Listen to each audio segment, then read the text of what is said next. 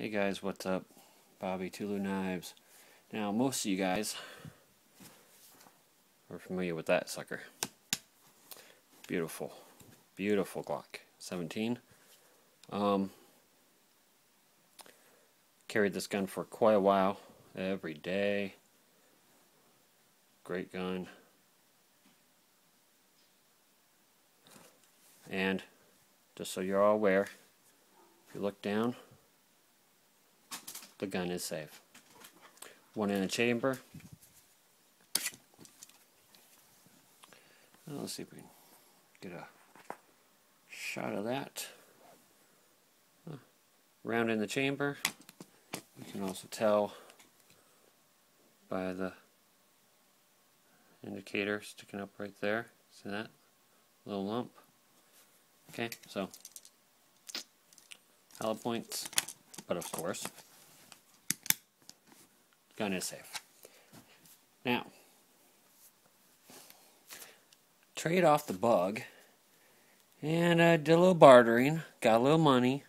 I'm not going to say exactly how much money, but I got a little. So, there's Glock 17 that I've had for a long time. See that rail at the bottom? And one of the things I trade for,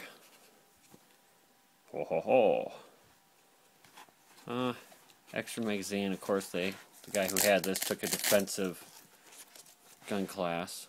You know, they make you mark it. But extra mag in the bottom. Oh, do you see that? See that? Now, I saw this gun and I had to say yes to it. First off, this is, if I can get this stupid holster open, this is a Glock 17.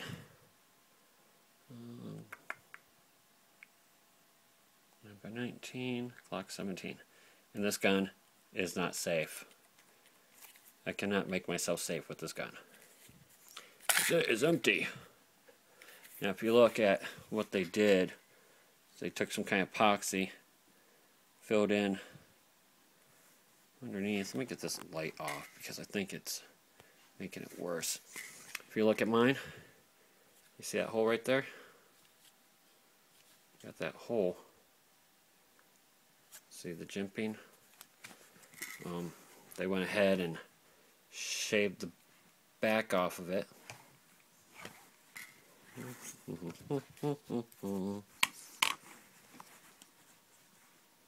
Hole, no hole.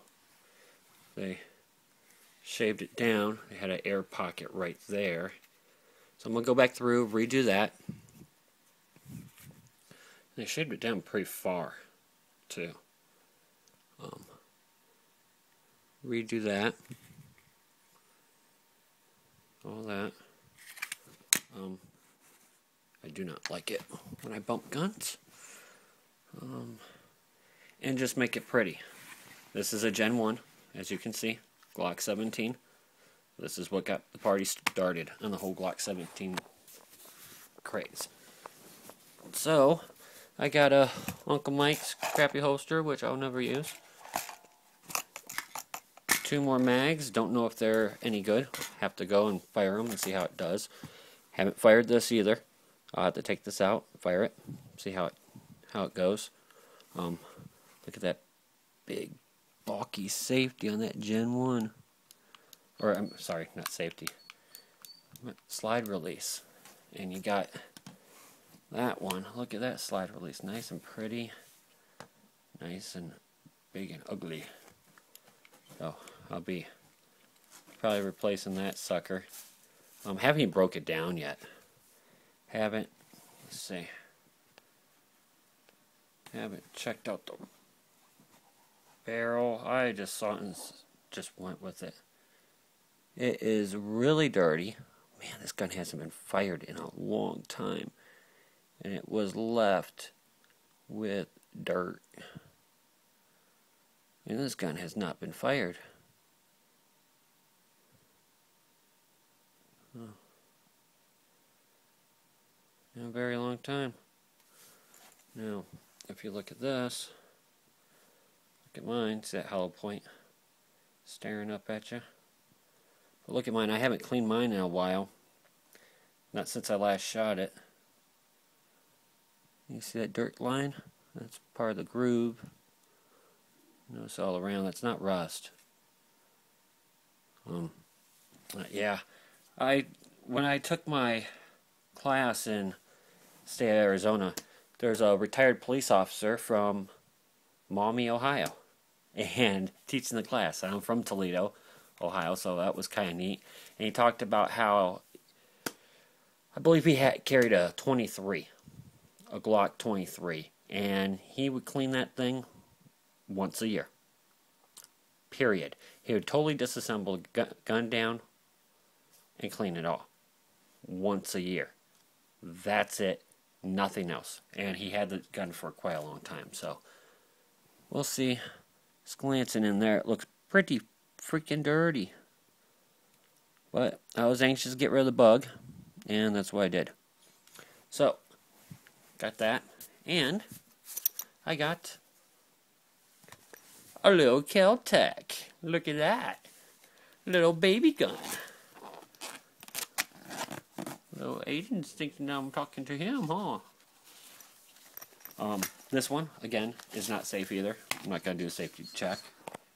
Oh, look at that. And, of course, I have 9mm Lugers. I had to go up to Walmart and pick up a box of 50 for this baby. And I took this with me. And I had it in my front pocket. And I had a really hard time with this. Really hard time. I'll go ahead and safety check it because I did put some bullets in the magazine. Let me sit you down for a minute. Do a safety check. And she is clear. And let's make sure she's clear. She's clear. And it was in my pocket, but the whole time I was like practicing my trigger pull with it. I was like getting the feel for that trigger while it was in my pocket. And probably not a good thing to do.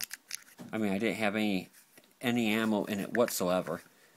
I was actually there buying ammo.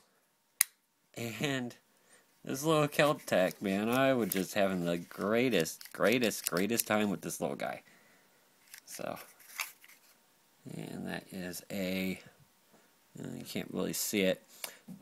It says Kel-tec, CNC, NIC, and it is a P3AT, 3A caliber, auto, made in good old USA,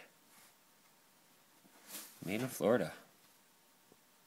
So, but I know these guns have a little longevity issue, and you can tell that sucker. I'll turn off the light again. It is a bit dirty. And it is. I pulled this sucker apart too, and it is dirty. The guy didn't know how to clean his toys at all. It has been fired. It looks okay, I guess. I like using the camera for my own benefit, so. But there she is. Little Kel-tec. That will probably be my daily carry. I mean, this gun, I carry this whenever I go to the store. And all the time. And this is a full size. And this heavy sucker. There's 18 rounds in this thing right now. I've got 18 reasons or ways to defend myself. Right there. This, 6 in the mag, 1 in the chamber. You know, you're looking at a 7-shot. But if I'm going to take the dog for a walk or something, I just throw this in my pocket. No big deal. You know, nice little 380. Get some good HAL points. You can stop anything. Bullet placement, people. Gotta remember that. Alright, guys. Pushing 10 minutes. Sorry for the rant, but just want to show you my little trade. Oh, peace, guys. Don't forget to barter.